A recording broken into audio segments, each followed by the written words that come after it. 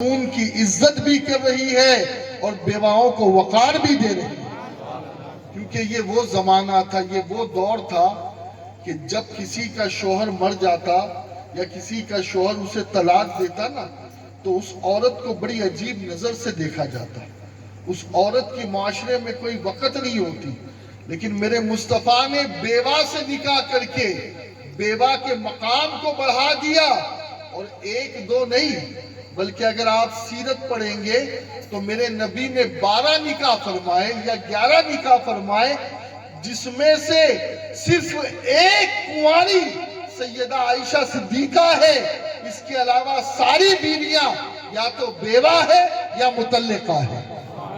ایک ذہن دیا جوانوں کو، جوانوں صرف کنواری ایک لڑکی سے نکاح کرنا ہی سنت نہیں ہے، بلکہ بیوہ سے بھی نکاح کرنا میری سنت ہے، طلاق شدہ عورتوں سے نکاح کرنا بھی میری، اور یہ کیوں ہے؟ یاد رکھے کہ جسے دنیا دھتکارتی ہے، جسے دنیا اپنے پاس بٹھانا پسند نہیں کرتی، میرے مصطفیٰ ایسوں کو بھی سینے سے لگاتے۔ یہ وہ دور تھا کہ جب عورتوں کی کوئی ویلیو نہیں تھی، اور خاص طور پہ وہ عورتیں کہ جن کو طلاق دے دی گئی ہو، یا وہ عورتیں جن کا شوہر مر گیا ہو، لیکن میرے مصطفیٰ نے ایسی عورتوں کے ساتھ نکاح کر کے بتا دیا کہ محمد کے نزدیک عورت کا مقام کیا ہے، اس کی عزت کیا ہے۔ اور آپ کو بتاؤں میں، آج کا جوان اللہ اکبر فلمیں دیکھ کر، سیریل دیکھ کر، جوان بھی اور بچیاں بھی ایک عجیب ٹرینڈ چلا ہے۔ ایک تو وہ بیوی کہ جس سے نکاح ہوا تو اس کو کہتے ہیں لیگل وائف، اور پھر اس کے علاوہ ان لیگل وائف، جی ایک آفیشل اور ایک ان آفیشل، بلکہ آفیشل تو ایک ہی ہوتی ہے، ان آفیشل کئی ہوتی ہے۔ یہ ایک معاذ اللہ رب العالمین سماج میں یہ برائی پھیلتی جا رہی ہے، اور یہ سب ویسٹ کا عطیہ ہے، اور یہی حال بچیوں کا بھی ہے۔ شوہر تو ہے ہی ہے، لیکن شوہر کے علاوہ بھی کئی اور سے محبت کرنا، کسی اور کو دل دینا وغیرہ وغیرہ وغیرہ۔ یاد رکھے دوستو، ہمارے نبی کی جو تعلیمات ہے وہ بڑی اعلیٰ ہے۔ آپ کو تعجب ہوگا کہ میرے نبی علیہ الصلوۃ والتسلیم نے اس وقت دنیا والوں کو پاکیزگی اور نظافت کا نظام دیا کہ جب پوری دنیا ننگی ہو چکی تھی، پوری دنیا کو تمیز نہیں تھی، اس وقت میرے نبی نے نظافت کا انتظام کیا۔ آپ دیکھیے وہ کیسے، اللہ اکبر، حدیث پاک میں ہے، سیرت کی کتاب میں ہے کہ رسول پاک کی عمر شریف 23 یا 24 سال تھی۔ اس وقت مکے میں ایک تاجر آیا جو اپنی بیوی کے ساتھ آیا بزنس کرنے کے لیے، اور اس کی جوان بچی تھی جو خوبصورت تھی، لیکن طواف کے دوران اور تجارت کے دوران اس جوان بچی پر قریش کے ایک شخص کی نظر پڑی، تو اس نے معاذ اللہ اس بچی کو اغوا کر لیا۔ پہلے کوئی قانون تو تھا نہیں، لا قانونیت کا زمانہ تھا۔ اب جب اس بچی کو اغوا کر لیا تو ہر کوئی جب اس کا نام سنتا کہ یہ کس گھر کی بچی ہے، اس کو کس نے اغوا کیا ہے، تو اس رئیس کا نام سن کر سب کانپ جاتے، نہیں ہم تو اس کے گھر پر نہیں جا سکتے۔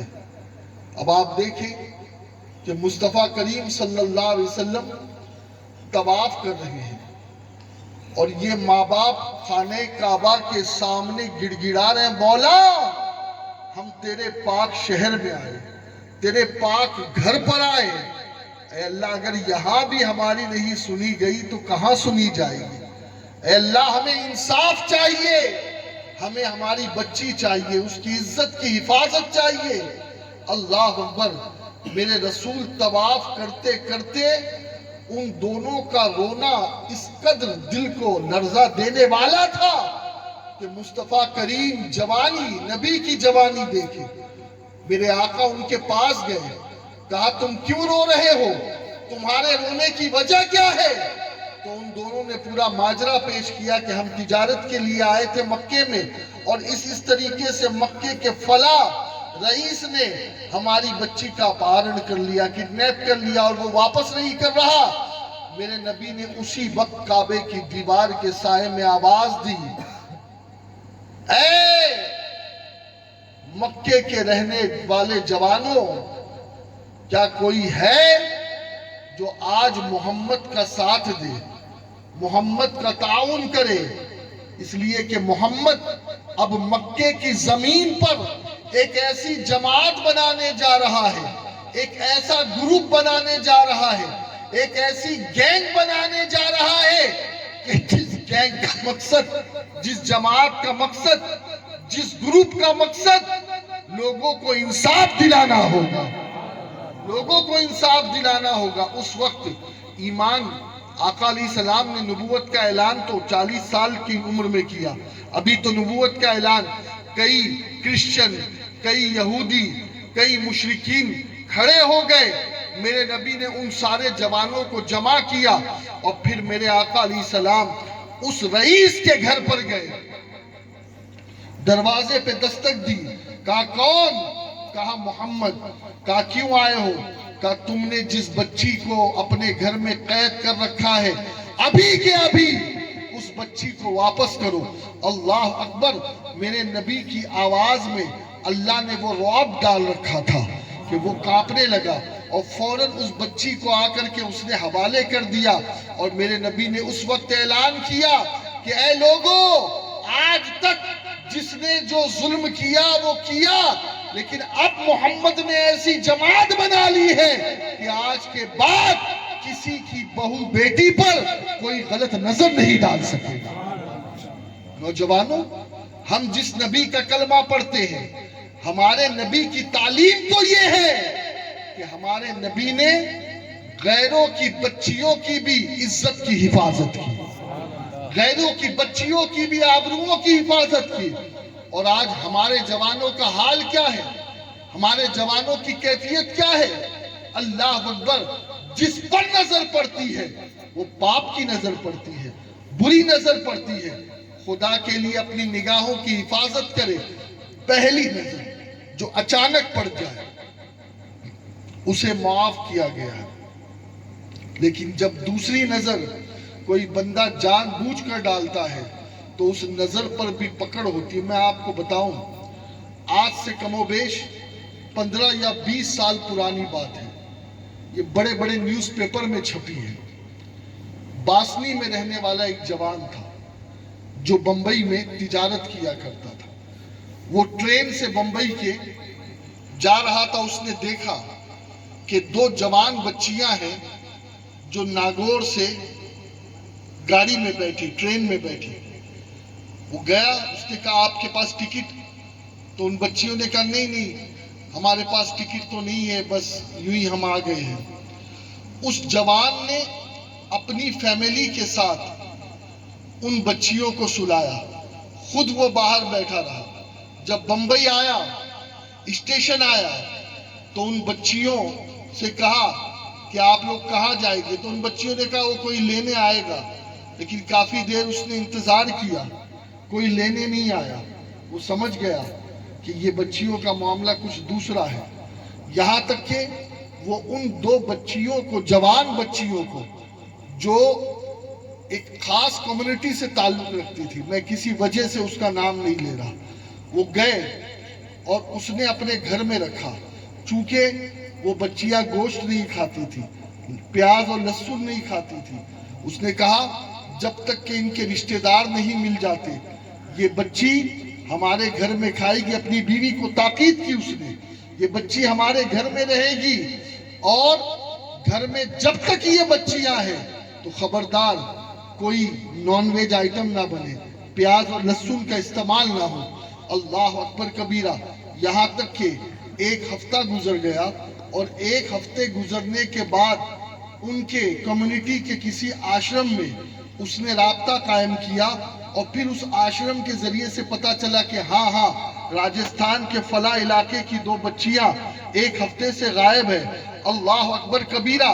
اس کے بعد ان بچیوں کو اس نے ان کے ماں باپ کے حوالے کیا, اس کمیونٹی کے حوالے کیا. اللہ اکبر. اس کمیونٹی کے بڑے بڑے لوگ, اس آشرم کے بڑے بڑے لوگ, اور وہ 2 بچیاں یہ کہنے پہ مجبور ہو گئی کہ ہم نے مسلمانوں میں ایسے نوجوان نہیں دیکھے. آج کیا حال ہے؟ آج ہماری نظر پڑتی ہے تو پاپ کی نظر پڑتی ہے. اور میں کہتا ہوں کہ جس قوم کے نوجوان دوسروں کی بچیوں کی آبروؤں کی حفاظت کرتے ہیں تو پھر دوسری قوموں کو بھی چاہیے کہ وہ ہماری بچیوں کی آبروؤں کی حفاظت کرنا سیکھیں, وہ بھی غلط پاپ کی نظر نہ ڈالیں, تاکہ ایک بیلنس بنا رہے, ایک احترام کا جذبہ بنا رہے. اور یاد رکھیں, یہ جو جوانی ہے, اس جوانی کا آج تک کے کوئی علاج نہیں ملا ہے. جی, بڑے بڑے تعویذ والے فیل ہو گئے, بڑے بڑے دعا کرنے والے فیل ہو گئے. کیوں؟ کیونکہ جوانی ایک نشہ ہو. آدمی کو کچھ سمجھ میں نہیں آتا, اس کے تو دماغ میں بس ایک ہے کہ میں جلدی سے ترقی کر لوں, میں جلدی سے کسی منزل یا مقام پر پہنچ جاؤں. لیکن یاد رکھیں دوستو, وہ اور لوگ ہیں جو کسی کرکٹر کو, کسی ہیرو کو, کسی ہیروئن کو اور کسی دنیا کے لوگوں کو دیکھ کر کے انہیں اپنا آئیڈیل اور رول ماڈل بنائے. ہم مسلمان ہیں, ہمارے لیے رسول اعظم کی زندگی رول ماڈل ہے, اور بچیوں کے لیے سیدہ فاطمہ الزہرا کا اسوہ رول ماڈل. یاد رکھیں, ہمیں کسی اور طرف جانے کی ضرورت نہیں ہے, ہمیں تو اپنے رسول کی زندگی کو فالو کرنا ہے. آؤ 1-2 جوانوں کی باتیں بتاؤں اور پھر اپنی گفتگو کو ختم کروں. دوستو, ایک ہماری جوانی ہے جو کرکٹ میں گزر رہی ہے, جو جوا کھیلنے میں گزر رہی ہے, جو پارکوں میں گزر رہی ہے, جو آوارہ گردی میں گزر رہی ہے. ابھی رمضان کا مہینہ ختم ہوا, عید کے دن سے مسجدوں سے لوگ غائب, مسجدوں سے نمازی غائب. ہاں, اور اب آگے دیکھیے نا ہوتا ہے کیا. اللہ اکبر کبیرہ. اب دوبارہ رمضان کے مہینے میں ہی مسجد کا رخ کریں گے. نہیں, نوجوان ایسا نہیں ہوتا, اور نوجوان کی جوانی ایسی نہیں ہوتی. اللہ اکبر. آپ کو اگر جوانی دیکھنی ہے تو امام زین العابدین کی دیکھیے, کہ اپنی جوانی میں ہر روز رات کو سونے سے پہلے 1000 رکعت نماز پڑھا کرتے. آج کے جوان کو 5 وقت کی نماز بھاری پڑ رہی ہے. کئی جوان ایسے بھی تھے جنہوں نے رمضان میں بھی 20 رکعت نہیں پڑھی. ہاں, مولانا کیا کرے, عادت نہیں ہے نا. میں نے کہا یہ ہمیں کاہل بنا دیا ہے بائک نے, ہماری کاروں نے. اگر ہم چلنے کی عادت بناتے, تھوڑا سا بائک سے ہٹ کے پیدل چلنے کی عادت بناتے, تو آج یہ حال ہمارا نہیں ہوتا. آج دنیا کی دوسری قومیں صبح کو اٹھتی ہے تو 1 گھنٹے ان کے سب سے پہلے ورزش میں جاتے ہیں, اور آج ہمارے جوانوں کا کیا حال ہے. صبح اٹھے, دانت نہیں گھسا, منہ نہیں دھویا, اور پھر جو ہے موبائل پر 1 گھنٹہ چلا گیا. رات کو سوتے سوتے موبائل, صبح اٹھنے کے بعد موبائل. اور کچھ نوجوانوں نے تو اپنی عادت اتنی بگاڑ لی ہے کہ بغیر کش لگائے ہوئے ان کی آنکھ نہیں کھلتی. جی, یعنی بستر میں یا تو چائے کا کش اور یا تو سگریٹ کا کش. ایک مولوی صاحب سے ایک جوان نے کہا, مولانا کیا جنت میں سگریٹ پینے ملے گا؟ پوچھا اس نے. جی, ہمارے علماء نے اجازت دی ہے اعتکاف میں بیٹھنے والوں کو کہ اگر اعتکاف میں کوئی بیٹھا ہے اور وہ ٹوائلٹ وغیرہ جائے تو اس وقفے میں جو ٹوائلٹ کا وقفہ ہوتا ہے, اگر وہ چاہے تو وہ سگریٹ پی سکتا ہے اتنے ٹائم میں. لیکن ہاں مسجد کی چھت پر جب پوچھا گیا تو اس کی اجازت علماء نے نہیں دی، اس لیے کہ مسجد کے اندر بدبو کی کوئی بھی چیز آپ استعمال نہیں کر سکتے. ہاں یہاں تک کہ گھاسلے کیا کہتے ہیں آپ لوگ کے وہاں، کروسین کا تیل، راکٹ، یہ اس سے چراغ جلانا بھی حرام ہے. مسجد میں خوشبودار تیل ہی کا استعمال ہو، یہ یاد رکھیں. سمجھ رہے نا؟ اب میں کہوں گا ہمارے ان بھائیوں سے کہ جن کے پیشے ایسے ہوتے ہیں کہ بدن سے اور کپڑے سے بدبو آتی ہے، تو خدا کے لیے جب اللہ کے گھر میں جائے نا تو وہ کپڑا اتار دے، ایک دو بالٹی پانی ڈال دے اور پھر اللہ کے گھر میں جائے. ہاں بدبو کسی قسم کی نہ ہو. یہاں تک کہ میرے نبی نے پیاز اور لہسن کو کھا کر جانے سے بھی منع کیا.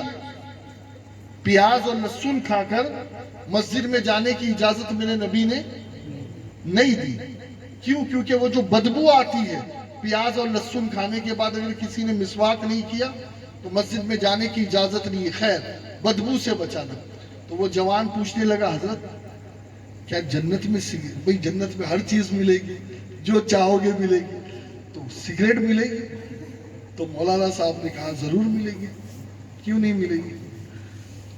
کہا حضرت مذاق کر رہے؟ نہیں مذاق نہیں کر رہا، ملے گی، لیکن جلانے کے لیے تو جہنم کی آگ لینی پڑے گی. یہ جنت میں آگ تو ہے نہیں نا، آپ سمجھ رہے ہیں نا؟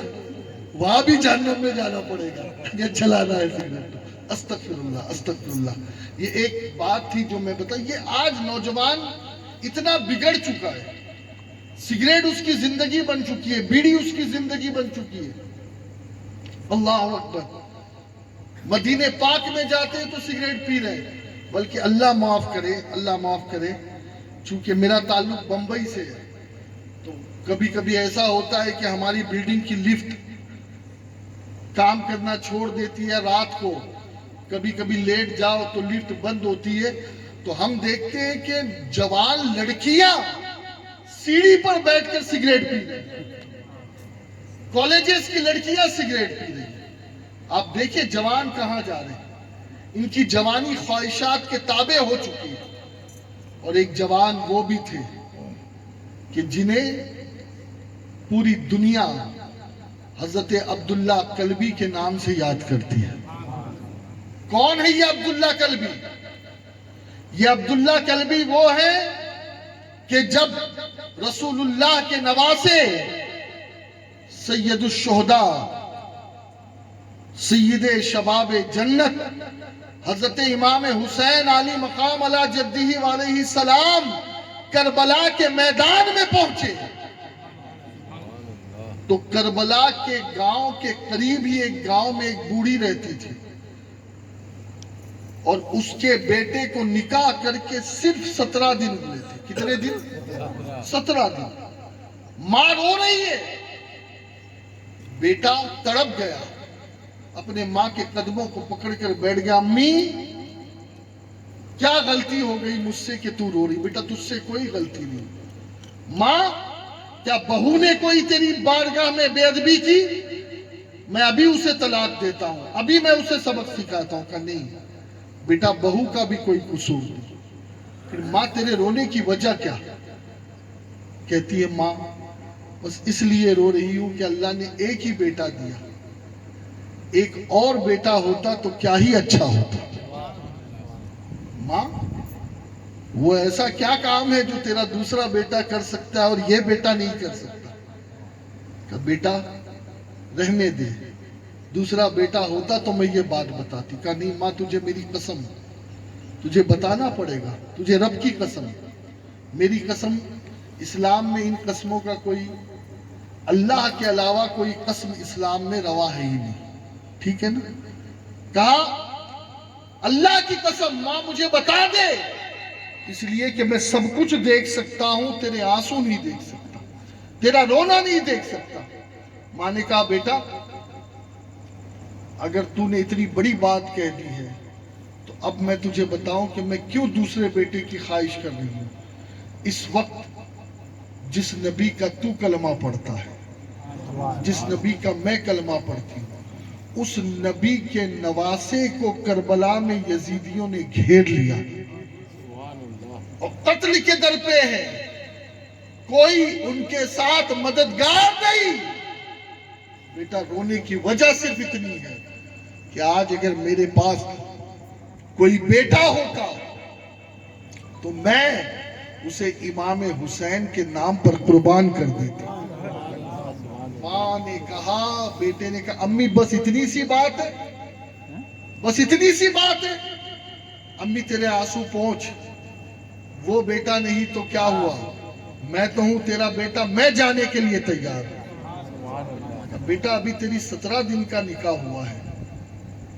کہا نہیں امی، اس نکاح سے بڑھ کر اور اپنی بیوی سے بڑھ کر میں اہل بیت کی محبت کو فوقیت دیتا ہوں، اس لیے کہ میرا ایمان نبی کے خاندان سے محبت کرنا ہے، میرا ایمان مجھے یہ سکھاتا ہے، میرے نبی کا یہ فرمان ہے، ادبوا اولادکم علی ثلاث خصال حب نبیکم وحب اہل بیت وقرا۔ میرے نبی نے کہا اپنی اولاد کو 3 باتیں سکھاؤ، ایک تو نبی کی محبت، ایک نبی کی آل کی محبت، اور نمبر 3 قرآن پاک کی تلاوت کی محبت۔ اب کہا امی لیکن ایک بات ہے، میں 2 بات اپنی بیوی سے کر لوں اور پھر اس کے بعد تو مجھے تیار کر کے کربلا کی طرف بھیج دیتا۔ ماں نے کہا نہیں، میں تجھے نہیں بھیج سکتی، اس لیے کہ مجھے ڈر ہے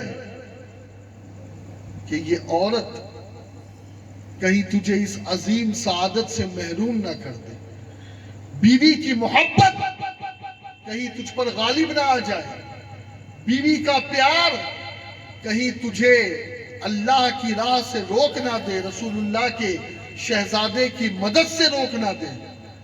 کہا امی میں نے بھی آپ کا دودھ پیا ہے، میں نے بھی آپ نے دودھ کے ساتھ نبی کی محبت بھی پلائی ہے، نبی کے صحابہ اور اہل بیت کی محبت بھی پلائی ہے۔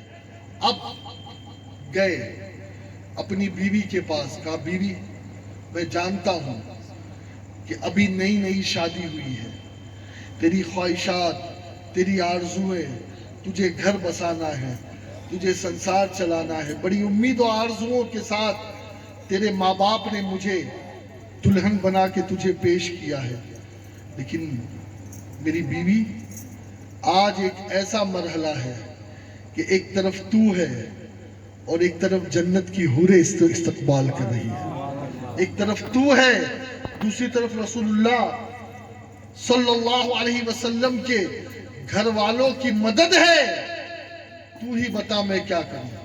اللہ اکبر۔ دیکھیے نا، وہ آج کل کی بیویوں کی طرح نہیں تھی جو شوہروں پر معاذ اللہ بے جا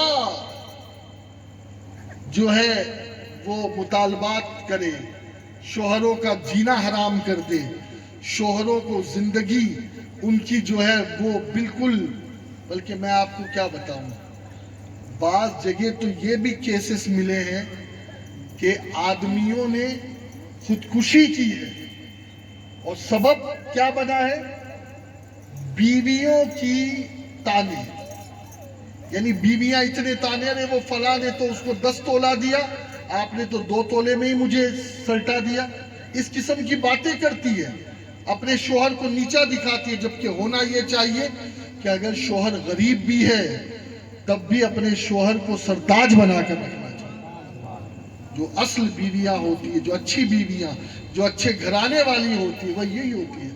اب اس نے کہا میں آپ کی بیوی ہوں، آپ کیا سمجھتے ہیں میں آپ کو روک دوں گی کربلا جانے سے؟ نہیں، لیکن ایک شرط ہے، ایک وعدہ کروں، اگر وہ شرط پوری کرو گے تب تمہیں جانے دوں گے۔ اللہ اکبر، اللہ اکبر۔ کہا بی بی کیا شرط ہے؟ کہا شرط یہ ہے کہ جب قیامت قائم ہو، آپ حسین کے ساتھ شہید ہو گئے، اللہ آپ کو جنت کا دولہا بنائے گا۔ شرط یہ ہے کہ بغیر مجھے لیے ہوئے جنت میں داخل نہیں ہو، بغیر مجھے لیے۔ شوہر نے کہا میں تجھ سے وعدہ کرتی ہوں، میں تجھ سے وعدہ کرتا ہوں बीवी की और शोहर की बात हुई, बाहर आए, अल्लाह अकबर। माँ ने कहा क्या हुआ बेटा? कहा अम्मी मैं करबला जाने के लिए तैयार हूं, मैं करबला जाने के लिए तैयार। अब हुआ यही कि फिर जब ये जाने लगे तो एक रिवायत के मुताबिक माँ ने भी कहा और बीवी ने भी कहा कि जब आप वहां जाकर शहीद हो जाएंगे तो हम क्या करें, हमें भी साथ ले चलें, ताकि जब आप शहीद हो जाएं तो हम हुसैन के घर की खवातीन की कनीज बन के जिंदगी गुजारें, अहले बैत के घर की कनीज बन कर के जिंदगी गुजारें। और दोस्तों रिवायतों में ये आया है कि जब हजरत अब्दुल्ला कल्बी मैदान करबला में पहुंचे और शहीद हुए तो शहीद होने के बाद उनकी बीवी उनकी लाश की तरफ बढ़ी तो उनकी बीवी को भी शहीद कर दिया गया और दोनों को अल्लाह ने शहादत का मकाम करबला के मैदान में अता फरमाया। दोस्तों ये थी जवानी, ये थी जवानी। एक सहाबी है, अभी बिल्कुल समझ लीजिए कि 8 या 10 दिन पहले मैं उस बारगाह में सलाम करके आ रहा हूं जिसे दुनिया शोहदाए ओहद के नाम से याद करती है। आपको मालूम है इस ओहद के मैदान में जहां सैयदुश शोहदा अमीर हमजा शहीद हुए, उनका कलेजा चबाया है, जहां हजरत मुसअब इब्ने उमैर का कलेजा को शहीद किया गया, जहां अब्दुल्ला इब्ने जहश को शहीद किया गया, जहां इतने सारे 70 सहाबा, तो उन्हीं 70 सहाबा में एक सहाबी है जिनका नाम है हजरत हंजला। क्या नाम है? हजरत हंजला। आपको पता है इनके साथ क्या हुआ? जब लाश जमा की जाने लगी शहादत के बाद तो हजरत हंजला की लाश गायब। मेरे नबी ने फरमाया ढूंढो। सहाबा कहते हुजूर हमने देखा यहां लड़ रहे थे, यहीं पर जख्मी होकर के जो है वो तशरीफ लाए थे, लेकिन इनकी लाश नहीं मिल रही। आका ने जब दोबारा ढूंढने के लिए कहा तो देखा कि पहाड़ के दामन में उनकी लाश मौजूद है और ऐसा लग रहा है कि बालों से और बदन से पानी के कतरे टपक रहे। मेरे नबी ने कहा फौरन कुछ औरतों को उनके घर पर भेजो और उनकी बीवी से मालूम करो कि मामला क्या है। अल्लाह अकबर। बीवी ने क्या बताया जरा सुनो। बीवी कहती है कि आज मेरी पहली रात थी, आज ही निकाह हुआ था और मेरे शौहर मेरे साथ थे, उन्होंने वजीफा अदा कर दिया और फिर आवाज आई रसूलुल्लाह के मुनादी की या गालिबन हज़रत बिलाल की। रसूलुल्लाह ने फौरन तलब किया है तो मेरे शौहर ने गुस्ल नहीं किया, इसी हालत में कि कहीं ऐसा ना हो कि मैं गुस्ल करने लगूं और रसूलुल्लाह के हुक्म पर अमल करने में ताखीर हो जाए, फौरन मैदान की तरफ चले गए और उसी हालत में वो शहीद हुए। अल्लाह अकबर। मेरे नबी अलैहिस्सलाम ने फरमाया तुम गवाह रहना, एक तो इस बात पर गवाह रहना कि उस औरत को वजीफे ज़ौजियत दे दिया गया, क्योंकि ये वो वक्त था कि जब औरतों को बहुत जल्दी से बदनाम कर दिया जाए, और आज भी यही है। हाँ, बड़ी माफी के साथ कहूंगा, एक औरत ये नहीं समझ रही कि मैं भी औरत हूं, मेरे घर में भी बेटी है। अगर आज मैं किसी बेटी के बारे में कुछ गलत कहती हूं, बल्कि हुक्म तो ये है, शरीयत का कानून तो ये है कि खुदा ना करे अगर किसी में ऐब भी हो ना, तो शरीयत ये कहती है उसे भी छुपाओ, उसे भी छुपाओ। जो दुनिया में किसी के ऐब को छुपाएगा, अल्लाह कयामत में उसके ऐब को छुपाएगा। लेकिन यहाँ तो हाल अलग है। अरे उसकी लड़की से शादी कर, अरे पता नहीं उसका तो ये, उसका तो वो, फौरन किसी ना किसी के साथ। और माफ करना, आदमी के बारे में अगर ये 100 लोगों के भी साथ नाम जुड़ जाए ना, آدمی کو فرق نہیں پڑتا. ایسا ماحول بنا جبکہ آدمی کو فرق پڑنا چاہیے کہ اس آدمی کا کردار اچھا نہیں ہے. ارے جو شادی سے پہلے 100 سے تعلق رکھتا ہے وہ شادی کے بعد اپنی بیوی کو کیا نبھائے گا؟ لیکن یہاں معاملہ الٹا ہے. ساری کاج گرتی ہے بچیوں پر. کس پر گرتی ہے؟ بچیوں پر گرتی ہے. یار اس بچی کا تو اس کو تو اس کے ساتھ فون پہ پایا گیا, اس کو تو اس کے ساتھ گارڈن میں. جھوٹ, معاذ اللہ جھوٹ. میں آپ کو بتاؤں, ایک عورت تھی غسالہ. غسالہ سمجھتے آپ؟ اب یہاں آپ کے وہاں کیا سسٹم ہے مجھے نہیں پتا. جو ایک تو غسل دینے والا ہوتا ہے غسال, جو مردوں کو دیتا ہے, مردوں کو, اور ایک ہوتا ہے جو عورتوں کو غسل دیتی ہے, اسے غسالہ کہتے ہیں, خاتون. تو امام مالک کے دور میں مدینے کی بات ہے, توجہ سے سننا ہو.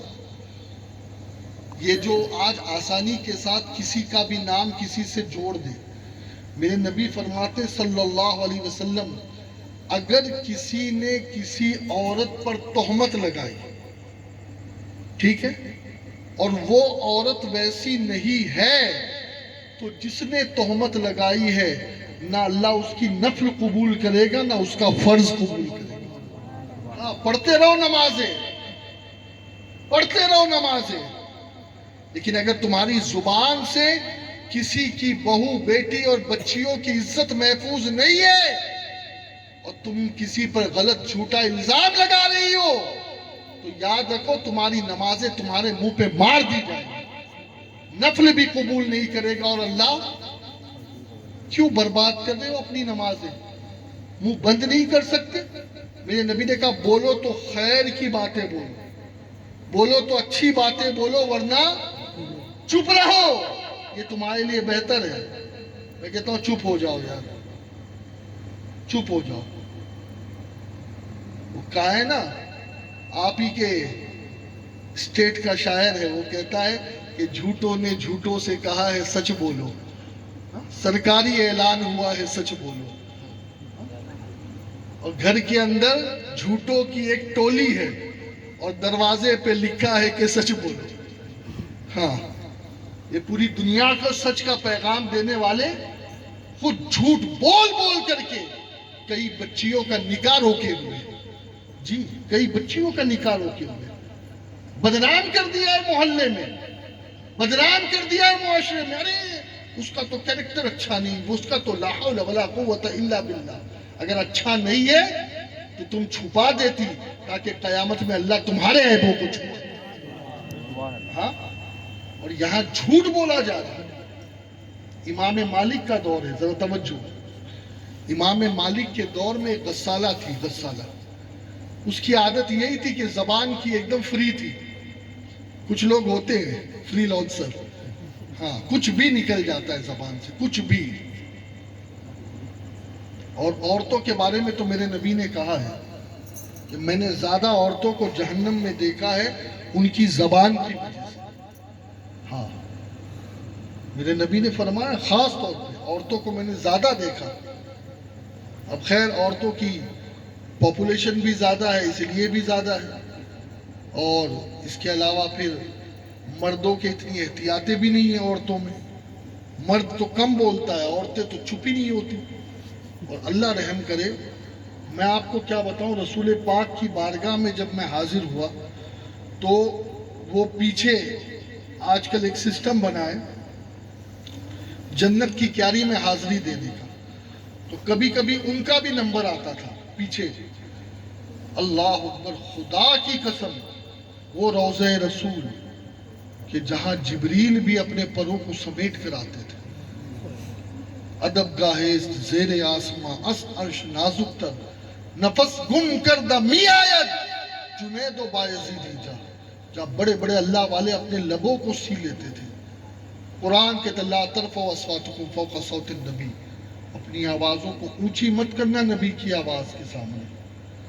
وہ مقام قسم خدا کی. لیکن جب عورتوں کی باری آتی اور ہم باب السلام سے حاضری دیتے, حضرت ایسا لگتا کہ کسی مچھلی مارکیٹ میں ہے.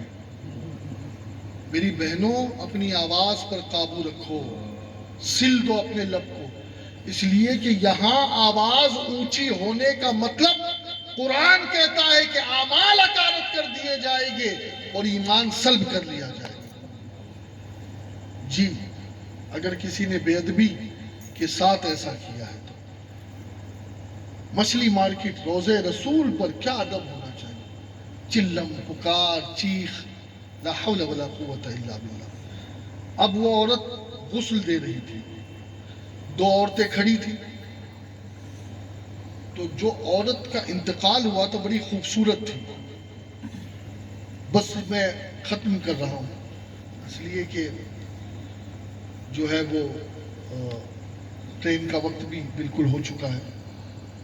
غسل دے رہی تھی وہ عورت غسالہ. اب جس کا انتقال ہوا تھا وہ جوان عورت تھی, خوبصورت.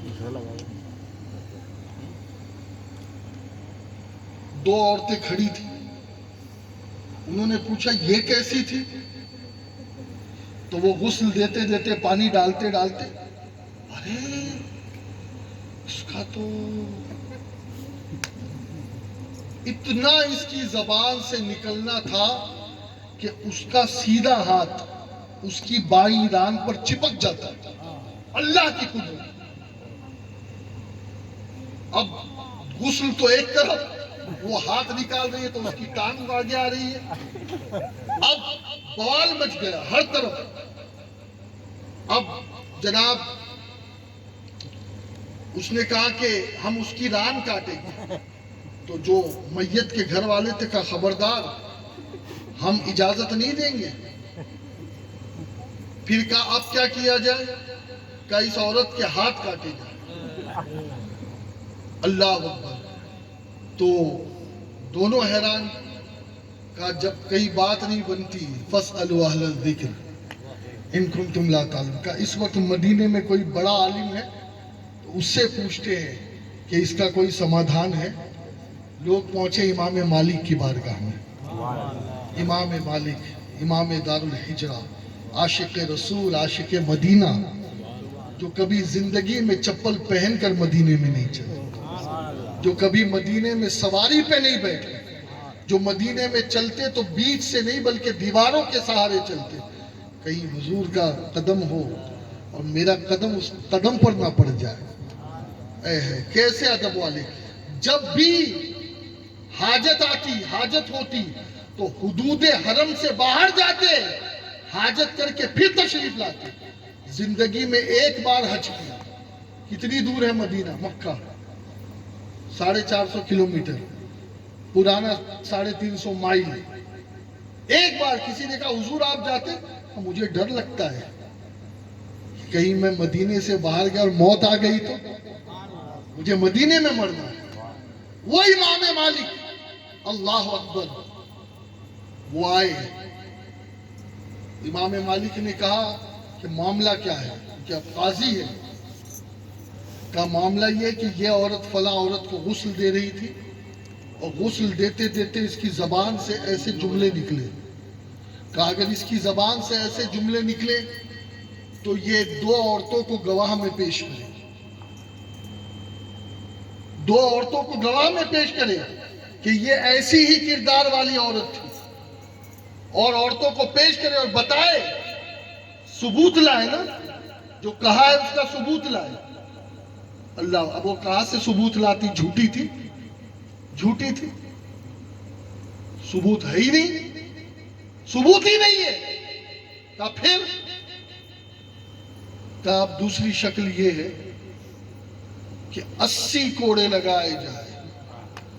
ہاں, کسی پر جھوٹا الزام لگانے والے کی سزا کیا ہے؟ آج جس کو بھی دیکھو مرضی آ جاتی ہے, ارے یہ تو زانی ہے. ابے بے وقوف, 4 گواہ پیش کرنا پڑے گا.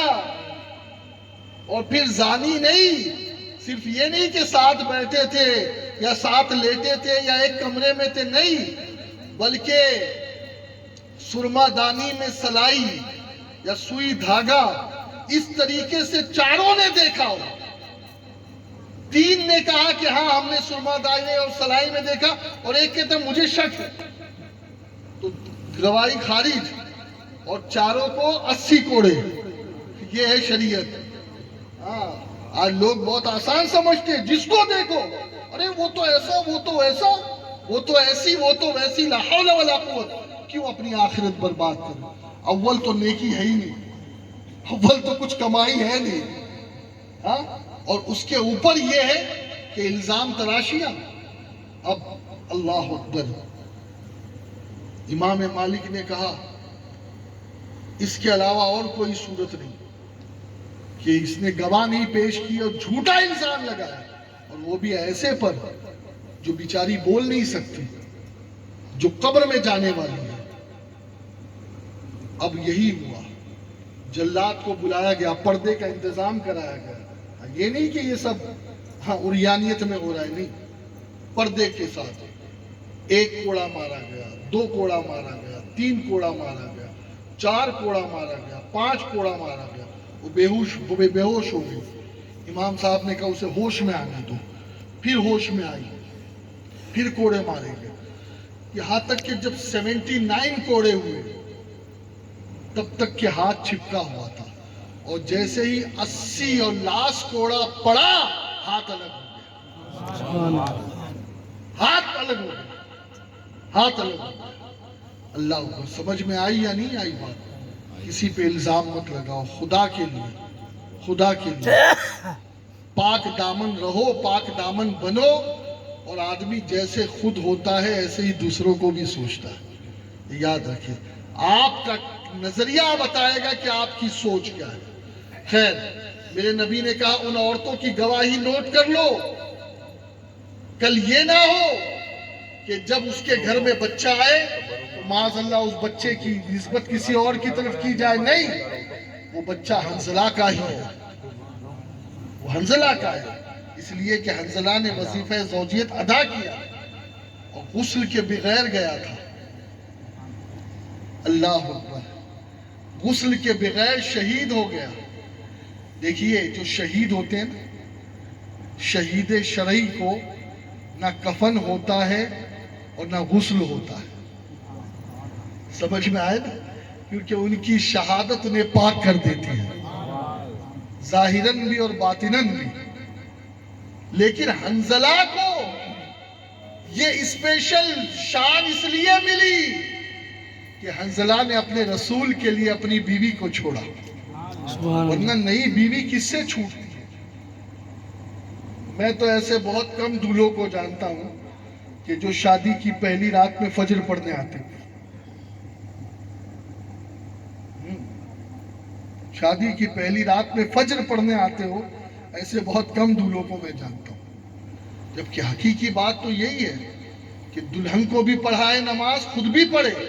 اس لیے کہ میرے رسول فرماتے ہیں، اللہ عرض کرتے ہیں، اے اللہ اس گھر کو ہمیشہ ہرا بھرا رکھ جس گھر میں بیوی اپنے شوہر کو اور شوہر اپنے بیوی کو فجر کے لیے جگائے. میرے نبی نے اس گھر کے لیے دعا کی ہے. یہاں تو ناپاک پڑے رہتے ہیں، پھر مولانا تعویذ دو، کماتے بہت ہے، جاتا کہاں ہے سمجھ میں نہیں آتا. ابھی ناپاک پڑے رہو گے، گھر میں اللہ کی رحمت کے فرشتے نہیں آئیں گے تو برکت کہاں سے ہوگی؟ ہاں فوراً غسل کر کے پاک ہو جاؤ. خیر، صبح تک انتظار مت کرو. تو پھر یہ مرتبہ کیوں ملا؟ یہ جوانی کی وجہ سے مرتبہ ملا.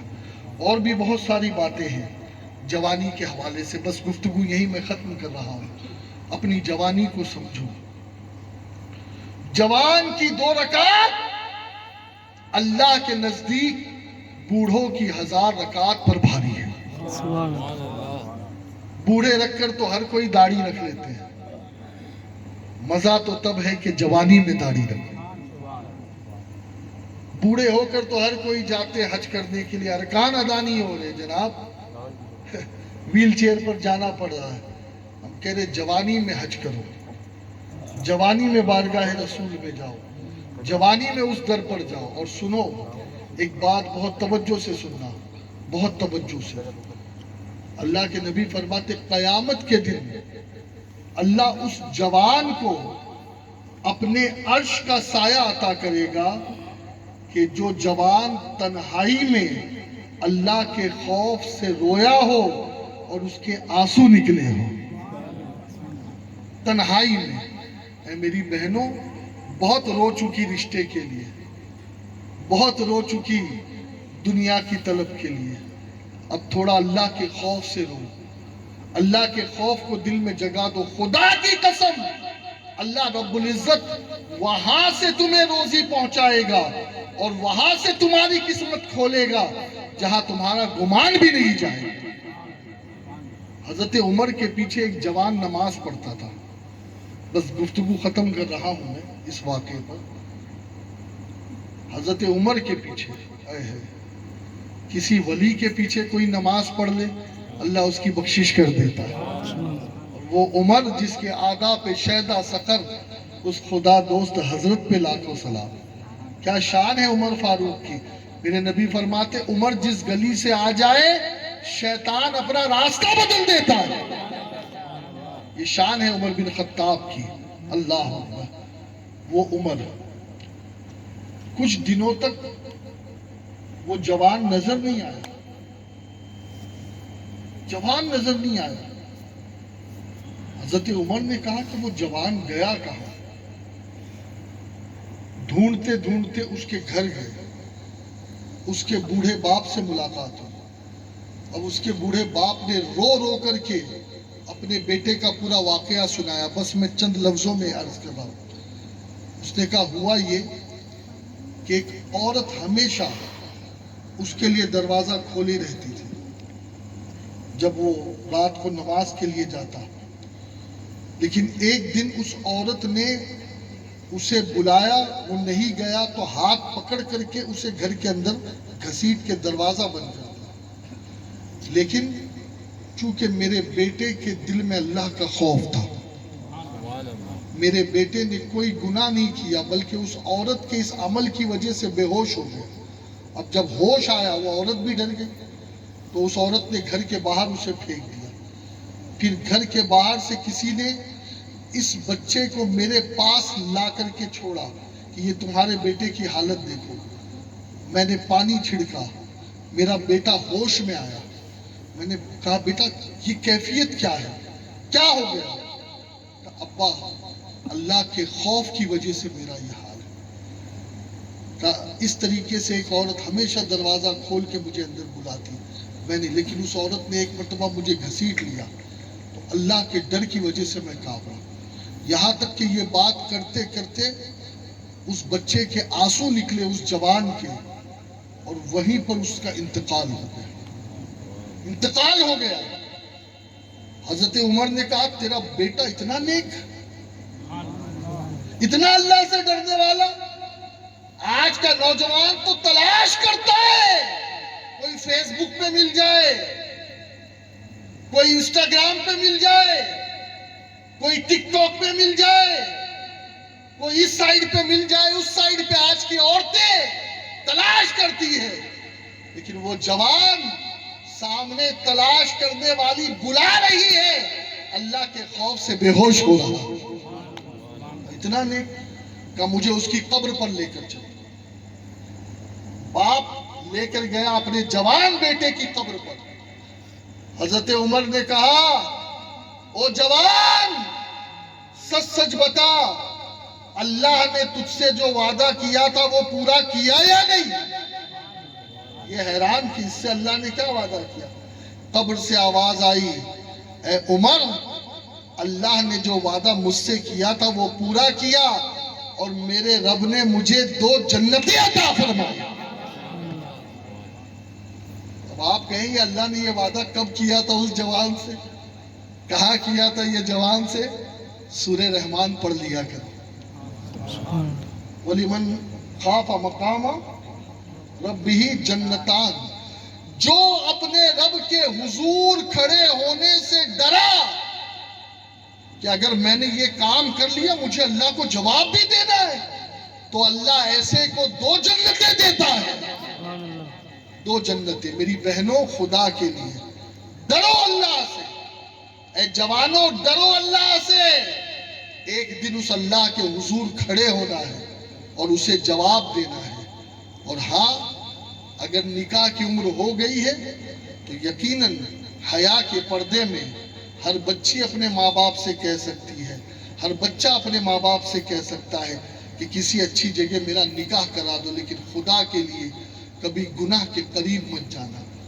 آپ کو پتہ ہے 12 سال یا 14 سال قید نکال کر کے حضرت یوسف آئے قید سے، تو کسی نے کہا اے یوسف قید تو بڑی بیکار جگہ ہوتی ہے قید خانہ، اللہ اکبر۔ حضرت یوسف نے جواب دیا 12 سال کوئی قید میں آئے اور پھر نکلے، کہا اس گناہ سے اچھی تو یہی قید ہے، اس گناہ سے اچھی یہی قید ہے۔ ہاں اللہ ہمیں گناہوں سے بچائے، نمازوں کا پابند بنائے، اور اکیلے میں بھی ہم اللہ سے ڈرے، لوگوں کے سامنے بھی اللہ سے ڈرے۔ یاد رکھے مرنا ہے، اس رب کے حضور پیش ہونا ہے، یہ جوانی ایک دن چلی جائے گی، یہ ساری باڈی بلڈنگ ہے نا، یہ سب جھریاں پڑ جائے گی، جھرا جاؤ گے، ہاں یہ سارا حسن ختم ہو جائے گا، ہاں یہ میک اپ جو ہے یہ قبر کے کیڑوں کی غذا بن جائے گی۔ خدا کے لیے میک اپ کرو تو وضو سے کرو، میک اپ کرو تو قرآن پاک کی تلاوت کر کر کے اپنے اوپر دم کرو، یہ وہ میک اپ ہے جو قبر کے کیڑے بھی ختم نہیں کر سکتے۔ اللہ اپنے حبیب کے صدق و طفیل ہم سب کو دونوں جہان کی عزتیں عطا فرمائے، ایمان کی سلامتی عطا فرمائے اور خاتمہ بالخیر عطا فرمائے، اور اللہ تعالیٰ اپنے حبیب کے صدق و طفیل ہمیں نبی کی سنت پہ چلنے اور چلانے کی توفیق عطا فرمائے۔ وما علینا الا البلاغ المبین۔ السلام علیکم ورحمۃ اللہ وبرکاتہ۔ کھڑے ہو جائیں، صلاۃ والسلام۔